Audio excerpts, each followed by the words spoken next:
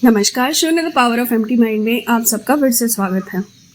जब आप मंत्र जाप करते हैं तो आपके बॉडी पे इस चीज़ का क्या असर पड़ता है। टॉपिक शुरू करने से पहले मैं एक बहुत ज़रूरी बात बताना चाहूँगी इसी चीज़ से रिलेटेड।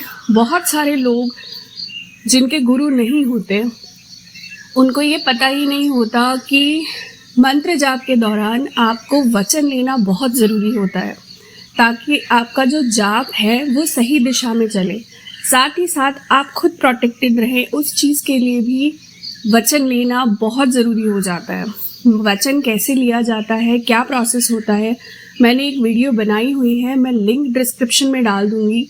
जो भी लोग मंत्र जाप 6 महीने से ज़्यादा कर रहे हैं वो तुरंत वचन लेने की तैयारी ज़रूर कर लें।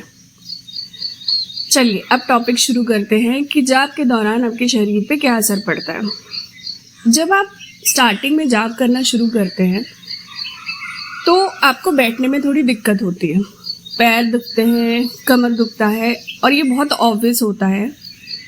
40 दिन से 3 महीने के अंदर अंदर ये इश्यूज आपके साथ होना बंद हो जाता है। पर 1 साल 1.5 साल जब आप जाप करते रहते हैं, 2 साल इस तरह से जाप आपका बढ़ता रहता है, तब भी आपके कमर में, पीठ में दर्द हो सकता है, पैर सुन्न हो सकता है, क्योंकि धीरे धीरे वो एनर्जी जिनका आप जाप कर रहे हो रेगुलर बेसिस पे, उनकी एनर्जी आपकी बॉडी में जब आने लग जाती है तब भी आपको ये प्रॉब्लम्स हो सकती हैं। इसके बाद वाइब्रेशंस होना, आपके हाथों में, पैरों में एक अलग टाइप के वाइब्रेशंस हो सकते हैं जिसकी वजह से आपको ऐसा लग सकता है कि एकदम से आप जाप करते हुए ना कांप रहे हैं। ऐसी सिचुएशन से डरना या घबराना नहीं है, जाप रेगुलर बेसिस पे करते रहना है। ब्रह्म मुहूर्त पे उठ के अगर आप जाप करते हैं तो उसका असर बहुत ज़्यादा पड़ता है। मैंने ऐसे कई सारे लोग अपने साथ जुड़े हुए देखे हैं जिनका जाप 1 से 1.5 साल या 1.25 साल के अंदर अंदर ऐसा भी हुआ है कि वो जो भोग वगैरह लगाते हैं या फिर लौंग लेकर मंत्र पढ़कर किसी को दे दें तो छोटी मोटी बीमारियां उनकी ठीक हो जाती है। ऐसा क्यों होता है? कोई इंसान जब पहले मेडिटेशन में उतरता है, उसने 3-4 साल मेडिटेशन किया हुआ होता है, उसके बाद वो जाप करना शुरू करता है।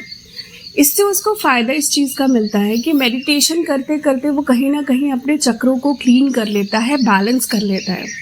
जब आपके चक्र बैलेंस होते हैं ना तो जाप के समय जो दिक्कतें होती है वो काफ़ी हद तक मिनिमाइज हो जाती है, क्योंकि ऑलरेडी आपकी सूक्ष्म नाड़ी एक्टिव होती है और वो एक्टिवेशन के चलते जो जाप का जो असर होता है ना वो आपकी बॉडी पर कम पड़ता है, क्योंकि आपकी बॉडी ऑलरेडी काफ़ी हद तक स्ट्रांग हो चुकी होती है। तो इस कंडीशन में मंत्र सिद्ध कर लेना उनके लिए थोड़ा सा आसान हो जाता है। जिनके गुरु हैं, जब सिद्धि हो जाती है किसी मंत्र की, गुरु एक क्वांटिटी देता है, जैसे फॉर एग्जांपल 5 लाख, 4 लाख, कई बार 51,000, इस तरह के मंत्र जब आप कर लेते हैं रेगुलर बेसिस पे, उसके बाद सिद्धि होने के बाद कई सारे और प्रोसेसेस होते हैं जो गुरु करवाते हैं। बट गुरु होते तो आप यूट्यूब में अपना गुरु नहीं ढूंढ रहे होते।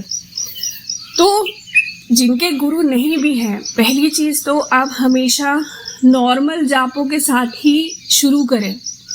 कोई ऐसा जाप जैसे वैदिक मंत्र वगैरह होते हैं उन सब के पीछे मत भागिए, क्योंकि उनकी जो तासीर होती है ना और उनका जो एक स्ट्रेंथ होता है वो बहुत हार्ड होता है। आपको स्टार्टिंग में समझ नहीं आता, पर धीरे धीरे जैसे उनका ऑरा आपके साथ मिलना शुरू होता है तो आपकी तकलीफें भी बढ़ती रहती हैं।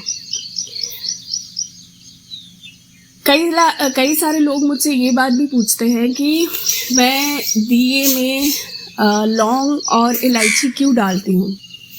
सबसे पहला रीज़न तो ये है कि मैं भोग चढ़ाती हूँ, और भोग चढ़ाना भी इसीलिए ज़रूरी है क्योंकि आपको रेगुलर बेसिस पे ये भी देखना है कि आप जो मंत्र जाप वगैरह कर रहे हो, जो भोग लगा रहे हो, वो उठ रहा है कि नहीं। उठना मतलब वो पूरी तरह से जल रहा है कि नहीं। जल रहा है मतलब वो जिनके लिए भी आप वो भोग लगा रहे हो वो उस भोग को ग्रहण कर रहे हैं। एक तो सबसे पहला रीज़न यही होता है ये देखने का कि मेरा भोग रेगुलर बेसिस पे उठ रहा है कि नहीं।